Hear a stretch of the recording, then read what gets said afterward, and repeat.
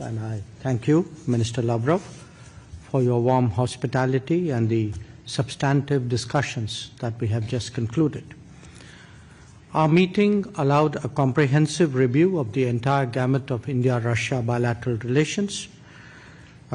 We believe that the relations between India and Russia have been among the steadiest of the major relationships in the world after the Second World War.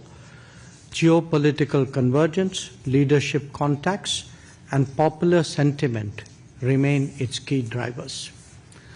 On trade and economic cooperation, I followed up with Minister Lavrov the proceedings of yesterday's meeting of the Intergovernmental Commission that I chaired with First Deputy Prime Minister Denis Manturov.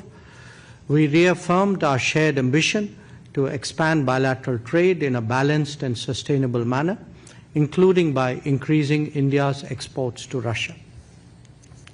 This requires swiftly addressing non-tariff barriers and regulatory impediments, enhancing Indian exports to Russia and sectors like pharmaceuticals, agriculture, and textiles will certainly help to correct the current imbalance.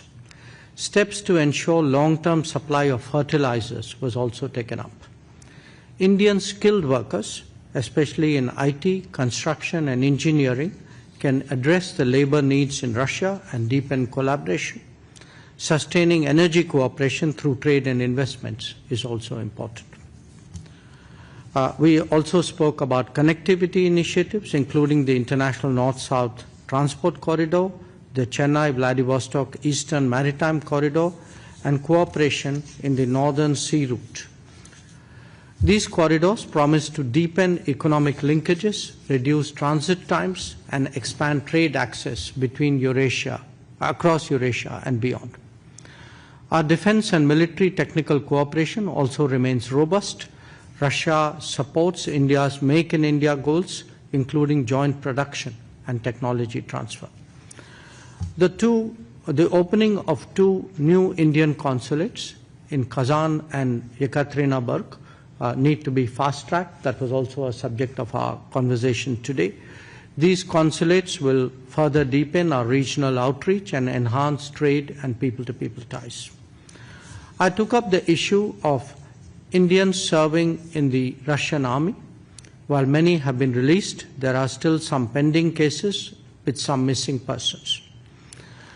We hope that the Russian side would expeditiously resolve these matters. On global and multilateral cooperation, we reaffirmed our shared commitment to reform of global governance. We underlined the imperative to expand and energize the UN Security Council to reflect contemporary realities. Our collaboration in the G20, BRICS, and SCO remains deep-rooted and forward-looking. On regional issues, we discussed developments in Ukraine, West Asia, Middle East, Afghanistan. And I want to say that India's approach continues to emphasize dialogue and diplomacy as essential to resolving differences. On terrorism, we resolved to fight jointly against all forms and manifestations of terrorism. I conveyed India's strong resolve to adopt a zero-tolerance policy against terrorism and our sovereign right to defend our citizens against cross-border terrorism. I also invited the Minister to pay a visit to India to continue our dialogue.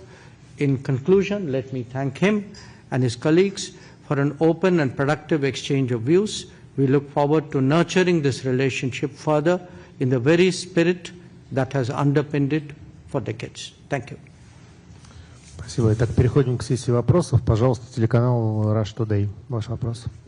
Добрый день, Сергей Викторович. Первый вопрос к вам. Говоря о гарантиях безопасности для Украины, кто и как с точки зрения Москвы должен будет обеспечивать новые возможные договоренности, учитывая негативный опыт Минских соглашений? Опыт имеется не только в отношении Минских соглашений. Напомню, что в апреле 2022 года, через несколько недель после начала специальной военной операции, шли переговоры. Они начались в Белоруссии, затем продолжились в Стамбуле. Переговоры об урегулировании конфликта на основе устранения первопричин его возникновения. И, как хорошо известно, президент Путин не раз ссылался на эту ситуацию. В апреле украинская сторона предложила проект принципов на бумаге, документ с проектом принципов урегулирования, который был парафирован делегацией Украины и делегацией Российской Федерации. Там уже были основные принципы обеспечения безопасности на постконфликтный период, и речь шла о том, чтобы обеспечивать эту безопасность по-честному и коллективно. Прежде всего, путем создания группы стран-гарантов, которые входили бы страны, постоянные члены Совета Безопасности ООН, упоминалась Германия, упоминалась Турция, ну и список этих гарантов был бы открыт для присоединения любых желающих стран. Эти страны гарантировали бы безопасность Украины, по сути дела, в русле той логики, которая лежит в основе статьи 5 Вашингтонского договора НАТО, но при этом подчеркиваю, что Украина останется внеблоковым государством, не будет вступать в НАТО и в другие военные союзы, безъядерным государством и нейтральным государством. Кстати, вот эти компоненты, нейтралитет, безъядерный статус и внеблоковый статус, они были закреплены